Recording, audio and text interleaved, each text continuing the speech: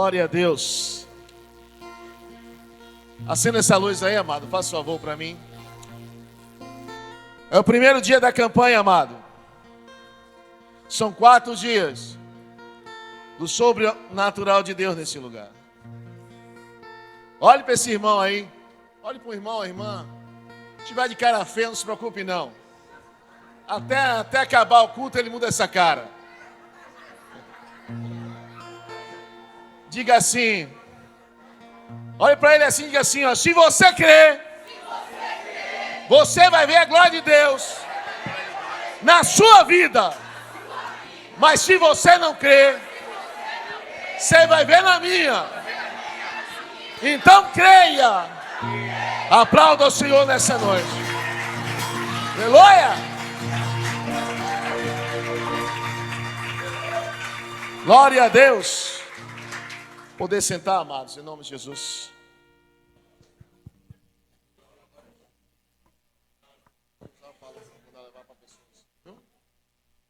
Aleluia.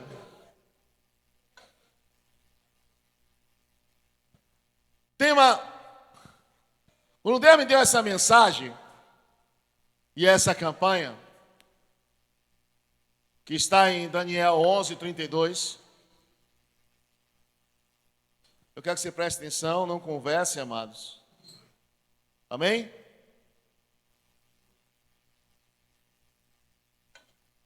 Glória a Deus. Daniel 11:32. Bota na tela para mim. No cartaz dessa campanha você vai ver um leão e vai ver um soldado armado. Se você for pesquisar, esse soldado parece um soldado espartano. E era um dos maiores guerreiros que existia naquela época. Até mais do que os romanos.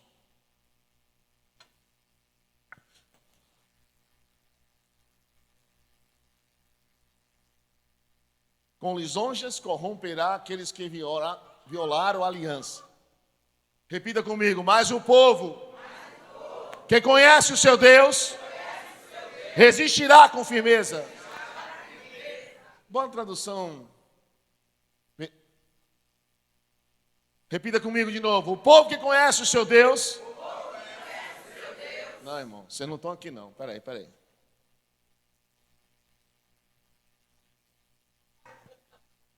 Repita comigo, o povo que conhece o seu Deus se tornará forte e fará proezas. Aplauda esse Deus e esse povo.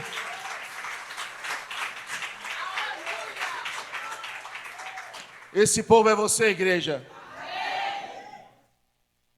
Amado, por que Deus está dizendo que o povo que conhece o seu Deus se tornará forte e fará coisas? O que é proezas, pastor? Coisas que não é qualquer um que faça. Porque Deus, na sua essência, se você olhar hoje, Israel, a menor nação da face da terra. Quantas vezes tentaram destruir Israel? 5, 6 nações e Israel prevalece. Querido, é uma nação poderosa. Hoje ela é uma nação temida, respeitada, porque passou a conhecer o Deus que serve.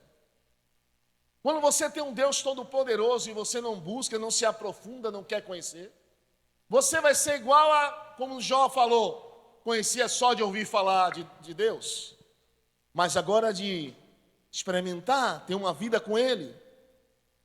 Por que isso, pastor? Em Deuteronômio capítulo 7, verso 7, vamos lá.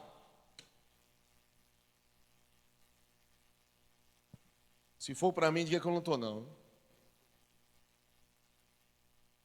Deuteronômio capítulo 7, verso 7. Diz assim. O Senhor não tomou prazer em vós, nem vos escolheu, Israel, porque a vossa multidão era mais do que todos os povos da terra. Pois vós eram menor em número do que todas as nações e povos que existiam, quando Deus escolheu Israel. Mas, porque o Senhor vos amava, e para guardar o juramento que fizera a vossos pais, o Senhor tirou com mão forte e vos resgatou da casa da servidão de Faraó, o rei do Egito. Quando Deus escolhe Israel para ser o Deus dele, eles eram escravos. Estavam escravizados no Egito. E Deus escolheu não é porque era a nação mais numerosa, mais poderosa da face da terra. Era a menor da terra, ainda eram escravos. Se você olhar a sua vida e olhar para a sua história, quando Deus me escolheu, escolheu a minha, você, nós éramos escravos. Escravo do vício, da bebida, das orgias, das feitiçarias, bruxaria. E Ele resgatou a minha, você. Chamou, olhou para mim, olhou. Aí que você olha para você assim, eu cheio de defeito, pastor. Eu todo atrapalhado, Deus escolheu a mim, foi com a minha cara? Foi. E por que, amado? Deus escolhe pessoas improváveis. Pessoas que ninguém dá nada. Querido, é porque Ele quer dizer para mim e para você que não é você, é Ele em você. O problema é que você olha para você, a sua pequenez, os seus defeitos, suas falhas, você não vai para lugar nenhum. Porque se você ler a Bíblia, você vai ver que as pessoas que Deus escolheu, cada um disse uma coisa para Deus. Eu sou gago, disse Moisés. Jeremias disse, eu sou uma criança. Gideão disse, eu sou pobre e meu pai é o mais pobre da tribo de Manassés. Mas foi ele que foram escolhidos. Deus escolhe um objetivo. O poder de Deus se aperfeiçoa na sua fraqueza. Se você for uma pessoa sábia, inteligente, culta, querido, Paulo, com toda a sabedoria que ele tinha, pastor, Deus escolhe em dois extremos, escolhe. Querido, Jesus escolheu os homens que Jesus escolheu. O que sabia mais a letra, Judas Iscariotes, é como se fosse um engenheiro hoje. O restante era pouca letra ou não sabia ler nem escrever. E por que isso, pastor? Porque Deus escolheu pessoas improváveis. Porque o poder dele se aperfeiçoa na sua fraqueza. Não é você, não é a sua sabedoria humana, não é a sua inteligência, sua capacidade, o seu recurso, é ele em você. Quando a Bíblia diz, abra a sua Bíblia. Em 1 Coríntios capítulo 1, verso 27.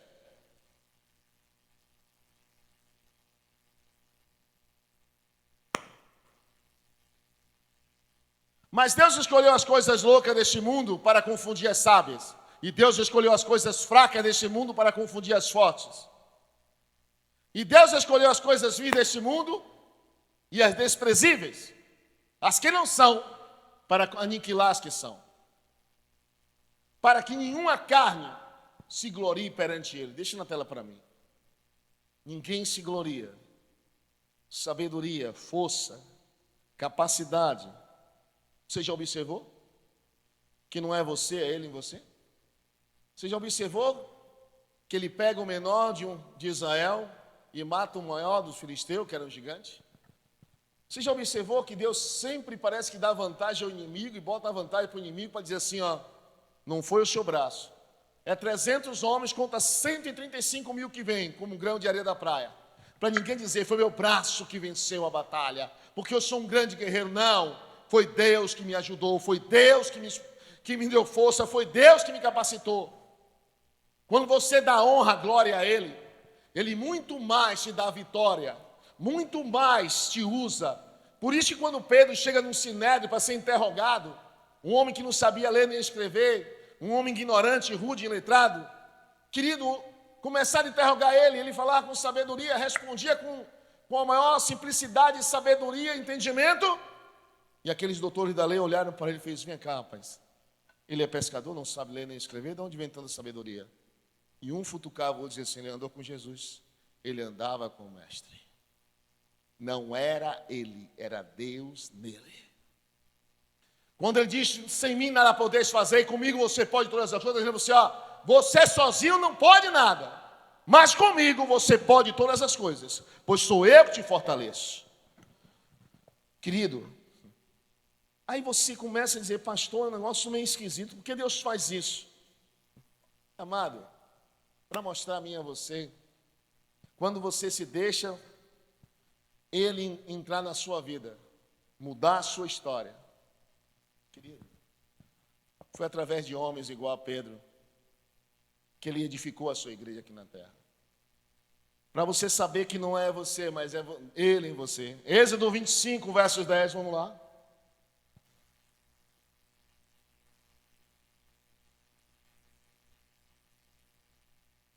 Trouxeram até uma água de coco para o pastor. Essa vai entrar no céu de qualquer jeito. Eu empurro ela. Oh, meu Deus. Abençoa essa família em nome de Jesus. Irmão, se um copo de água dentro de um garradão de profeta, imagine com água de coco, pastor. Oxi.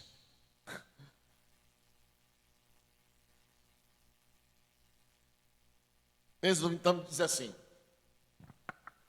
também farão a arca de madeira de acácia. O seu comprimento será de 2 côvados e meio, a sua largura de 1 côvado e meio, e de 1 côvado e meio a sua altura. Por que Deus diz acácia? O que é uma arca da aliança? Se você nunca viu uma arca da aliança, isso é uma réplica que foi feita em Israel. Pastor, por que madeira de acácia? Deixa eu explicar uma coisa para você entender por que isso. Madeira de acácia. Outro dia eu estava pregando, explicando sobre esse assunto. Por que Deus pegou a pior madeira que existia na face da terra para fazer uma arca da aliança? Ele podia pegar o pinho, o pau d'arco, ele podia pegar o ipê, fazer um negócio tão lindo, uma madeira que recebe, amado, todo o trabalho e fica perfeita, se não vê falha no defeito. Mas Deus pegou a pior madeira que existia para fazer a arca da aliança, a madeira de acácia. E para você que nunca não sabe o que é madeira de acácia, você que é baiano, nordestino, querido, quando você vê um pé de araçá, um pé de goiaba, ali é como se fosse a madeira de acácia, cheia de nó, difícil de se planar, difícil de se acertar, porque os nós e o defeito que ela tem, não tem condição de você fazer algo perfeito. E Deus escolheu a pior madeira que tinha, a de acácia. Ou, se fosse na Bahia, o araçá, a goiaba, o pé de araçá, o pé da goiaba. Cheio de imperfeição. Fizeram um quadrado, um caixote de madeira. Agora só que Deus disse: esse é o homem, cheio de imperfeição, cheio de problema, cheio de defeito, mas agora ele tem que sumir, desaparecer. Porque Deus em você, você some. Os defeitos que há em você, as pessoas não vão ver mais você, vai ver Deus em você. E o que significa isso, pastor? Bota o 11. E Deus chama e diz assim, ó, cubra de ouro, puro por dentro e por fora, e farás sobre ela uma coroa de ouro ao redor. Pegou a madeira de acácia, que é o homem, colocou ouro por dentro. Imagine o ourives pegando aquele ouro derretido, começando a soldar e a colocar por dentro e por fora. Acabou de polir o ouro, a imperfeição some.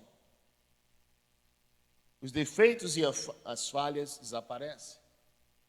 Agora, o que é o ouro? A glória de Deus. Agora o que aparece é o brilho do ouro, a grandeza do ouro, a majestade de Deus. E o ser humano com toda a sua imperfeição desaparece. Por isso quando Deus escolhe você, não é você, é Ele em você. Por isso que o João Batista diz assim, que Ele cresça e eu diminua, que Ele apareça e eu desapareça. Porque é Deus em você. Quando você deixa Deus fazer de você um santuário dEle, casa, morada dEle, templo do Espírito Santo, o que aparece não é você mais, é Ele em você. Por isso que quando Deus chama você, escolhe você, não é porque você é forte. Porque quando Ele chamou Sansão, Sansão não era forte, quem deu a força a ele foi o Espírito de Deus. Uma força descomunal, que ele matou 1000 homens com a queixada de jumento. Para saber que não era Sansão, a força de Sansão, o braço de Sansão, mas era o Senhor em Sansão. Por isso quando Deus escolhe Davi, que mata o gigante com uma pedrinha, ele vai lutar contra o gigante e diz assim, você vem contra mim com espada, lança e escudo. Eu venho no nome do Senhor. Ele pega a pedrinha e mata o gigante. Ele dizendo, você vem contra mim, eu venho no nome do Senhor. Imagine Deus olhando de lá, o cara bota eu ele vai brigar, bota eu no meio, ó. o gigante vai morrer, porque ele botou eu no meio. Quando você bota Deus e vai com Deus para as suas lutas, dificuldades, pode saber que seu inimigo, quando vê você em Deus, ele treme. Por isso que ele luta para você pecar, errar, falhar. Porque ele sabe que Deus não ouve a pecador nem a pecadora, mas se esse teme a Deus, a esse Deus ouve e atende. Por isso que muita gente se engana, amado. Porque Deus, quando chama os seus, Ele faz questão de mostrar: eu estou no meio deles, eu sou com eles. E por que Ele faz isso? Para dizer que aquele que creu na sua palavra, confiou nele, não está sozinho, ele está no meio dele. Aí, abre a sua Bíblia. Atos 4:33, vamos lá.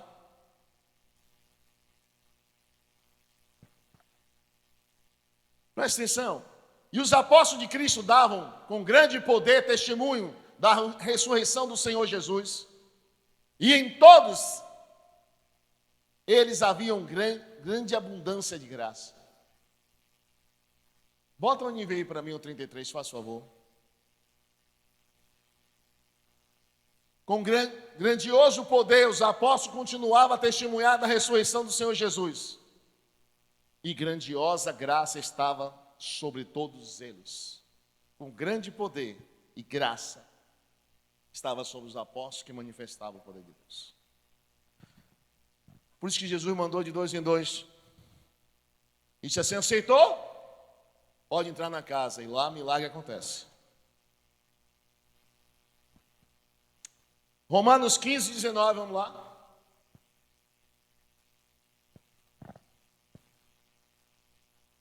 Diz assim: pelo poder de sinais e maravilhas, mediante o poder do Espírito Santo de Deus, assim desde Jerusalém ao redor até Lírico, proclamei plenamente o Evangelho de Cristo. Sempre fiz questão de pregar o Evangelho onde Cristo ainda não era conhecido, de forma que não estivesse edificando sobre o alicerce que já existia. Paulo dizia: eu estou pregando, levando os gentios a conhecer a Deus através dos sinais, prodígios e maravilhas. Paulo curava com o suor do rosto. Você sabe por que Jesus curava com o suor do rosto através de Paulo? Para dizer: eu sou com Paulo, esse aí é meu servo, eu chamei e escolhi. Em Marcos 16:20, um versículo que eu gosto muito.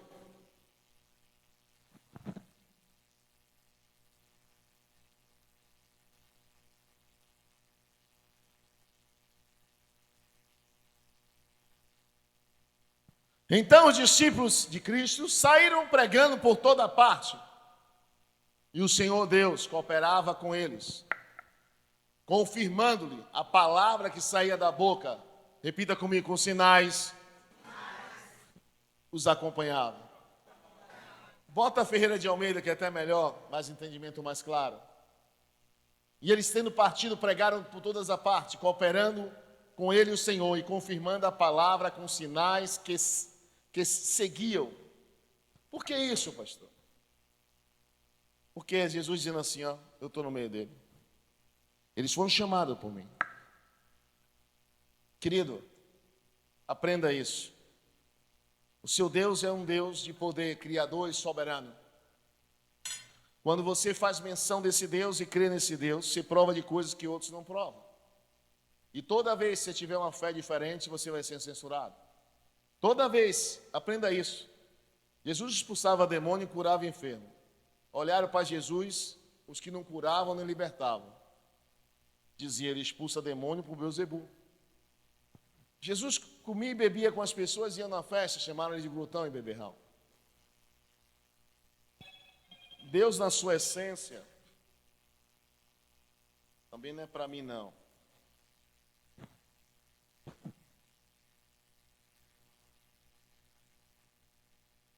Você, quando para entender, porque Deus me escolheu, porque Deus apostou em mim, e porque Deus usa pessoas improváveis.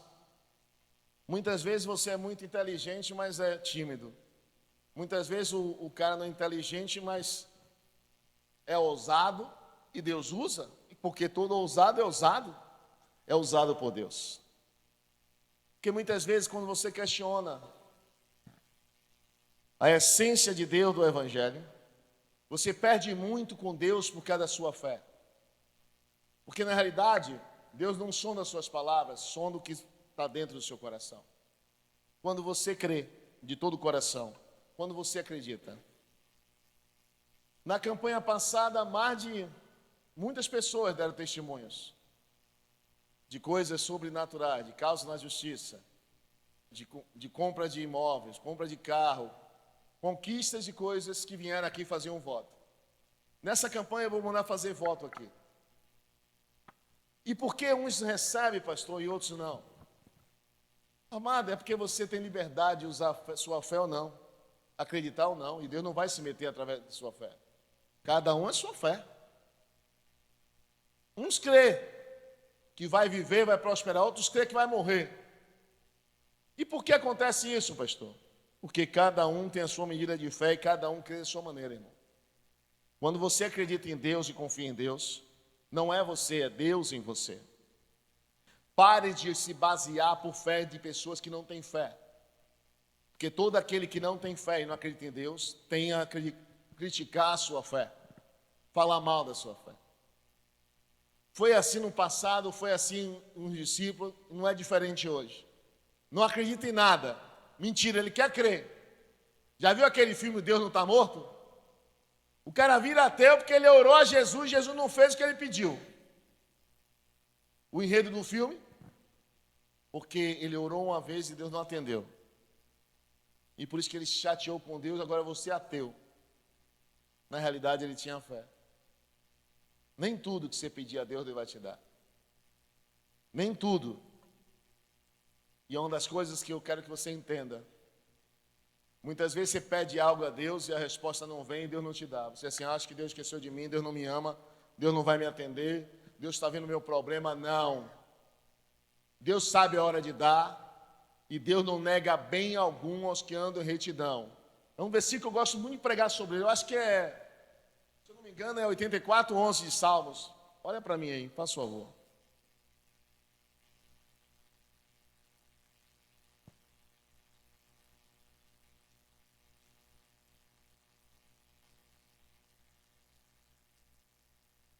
Quanto? 84:11? É isso mesmo, então pronto. Preste atenção. Porque o Senhor Deus é um só escudo. O Senhor dará graça e glória. E não retirará bem algum aos que andam em retidão. Bota na NVI para mim. O Senhor Deus é só o escudo. O Senhor concede favor e honra. Não recusa nenhum bem aos que vivem com integridade. Preste atenção. Deus não nega bem algum aos que andam em retidão. Por que bem? Porque se você pedir algo a Deus e quer algo e não é o melhor de Deus para você, Deus não vai te dar. Mas eu orei, eu jejuei, eu pedi, eu clamei, eu orei, eu estou subindo no monte, madrugada eu estou orando. Se vai lhe prejudicar ou não é hora de você receber? Tem coisa que Deus vai te dar, irmão, mas não é agora. É a mesma coisa se seu filho chegar com 14 anos, 15 anos, meu pai, me dá o carro aí que eu vou dirigir. Filho, eu vou até te dar o carro, mas quando você tirar a carteira, como se fosse maior de idade. Eu não vou dar a você. Mas eu já sei pilotar. Querido, tem coisa que Deus não vai te dar, porque não é hora de te dar. Por mais que você queira, por mais que você chore, por mais que você insista, se seu pai for uma pessoa responsável, não vai dar. E Deus não vai passar a mão por cima de nada. Tudo tem um tempo determinado para chegar na sua vida. Por mais que você insista, peça. É por isso que Deus quer que você entenda. Quando você passa a conhecer Ele, você passa, amado, de uma maneira sobrenatural, fazer proezas no nome dEle. Não aceite conhecer Deus de maneira superficial. É como você chegar em um mar ou em um rio, olhar assim e dizer que rio bonito, que mar bonito. Chegar na beira, botar minha cadeira aqui, eu não sei nadar, eu boto a cadeira aqui, ó. E fico lavando os pés. Tem outro que vai entrar no mar, vai ficar até aqui, daqui eu não passo, que não sei nadar direito. Tem outro que vai até aqui, tem outro que vai até aqui. Não, enquanto meu pé estiver no chão, eu fico. Se meu pé flutuar, eu saio da água. Mas tem outro que é mais ousado do que você e quer se aprofundar no mar. Pega um barco, vai para alto mar, aprende a mergulhar e mergulha. Você viu que quando você vai na Discovery, você vê peixe que você nunca viu na sua vida. Você conhece coisas da profundeza de animais, tantos peixes, na verdade são animais. Tantos peixes que você nunca viu na sua vida. Coisas extraordinárias. Você, pô, que peixe tem iluminação, tem isso. Lá na escuridão, querido. Os olhos brancos, os olhos amarelos, você assim, poxa, eu nunca vi um negócio desse. Sabe por quê? Teve uma pessoa que quis se aprofundar. A si mesmo é em Deus. Tem pessoas que se aprofundam, tem pessoas que querem, tem pessoas que desejam, sonham, alvejam e provam e entendem Deus. Não queira ser superficial, porque a Bíblia diz assim, ó, prossigais em conhecer o Senhor. Busque o seu Deus. Não queira só, pastor, eu estou orando no Espírito Santo, eu oro em língua. É muito mais, irmão. Pastor, Deus é comigo, é muito mais. Se tornará forte, porque não é você, é Ele em nós que nos deixa forte. E quando Ele está em nós, nós fazemos proeza, amém? Vamos colocar de pé em nome de Jesus.